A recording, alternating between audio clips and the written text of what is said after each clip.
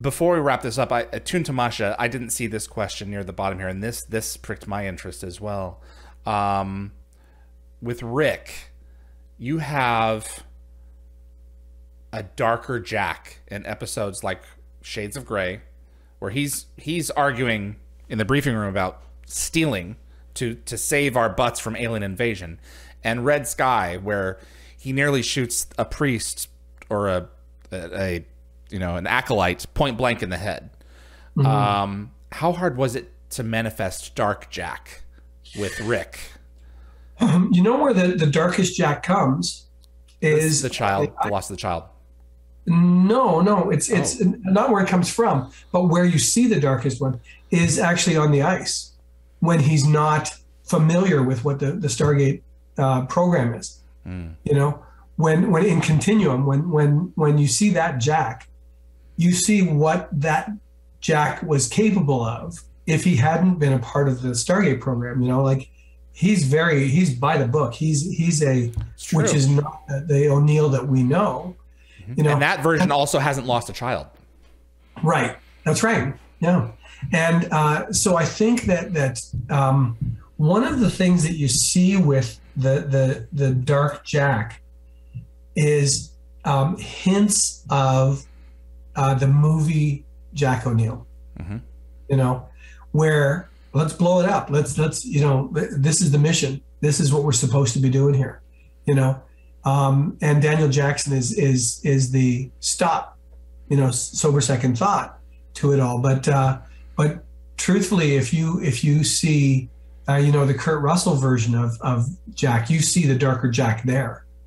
And so O'Neill had that ability to be able to be that if you reference that kind of stuff. Rick naturally liked the humor of Jack, you ended that sentence with a preposition. That's Jack. That's Richard being Jack O'Neill. And it's come out of the crucible of pain and loss because he's hiding. When he touches the pain, like at the end of Window of Opportunity, he lashes out. Yeah. And so it's always there is that undercurrent, and I think that's one of the things that makes him delicious to watch. And I think in Red Sky, what's interesting too is you see backs against the wall in a way that they weren't normally back against the wall. Yeah. It's like, hey, we can fix this, right? No, we can't. No. And when that happens, it becomes, you see the command Jack come out. Mm-hmm. And there were times, there were a number of times when he had to make those difficult decisions, and again, it's the humanity of Richard Dean Anderson that gets injected into so much of this stuff, because that is Rick. Rick has trouble playing dark because he's not that guy. Like when if you ever see the series name has gone out of my head, where he was the drunk cowboy. What was that? Is that Legend? Legend, yeah. I have unfortunately not seen it. I do want to see him and John Delancey are great. Yeah, but when you see that you see Rick playing that guy, you go, oh wow, that's a totally different character than I've ever seen before. I mean, you see in MacGyver and in O'Neill, you see similarities, which is the Richard part of it. But Legend, which he had so much fun playing,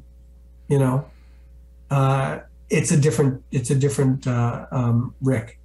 And it acknowledges the importance of Daniel in helping to soften those edges down from what from the dark place that Daniel helped pull him out of in the movie. And then Sam and Teal'c particularly, I think in many ways, more than some of the others, really helped him find his family again in the team of SG. Well, because he had to do it himself. Yeah.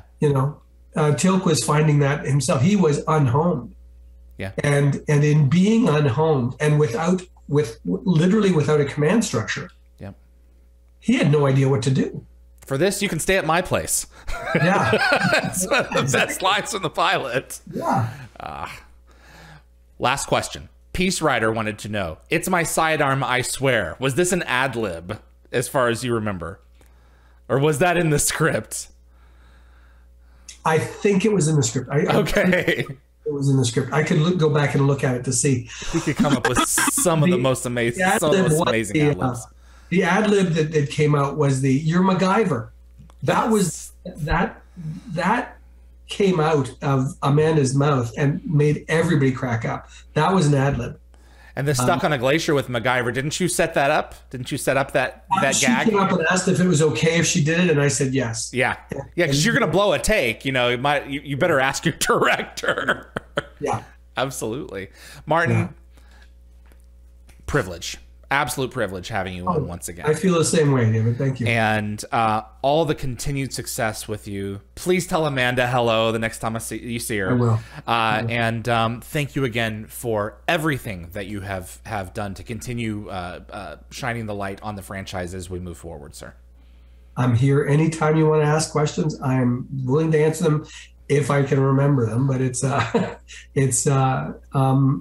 what happens when I talk to you is you start to bring up things that I'm tapping into things that I haven't thought about for years, but I love it. It's all there. And it was a great period. It was a great period of TV history.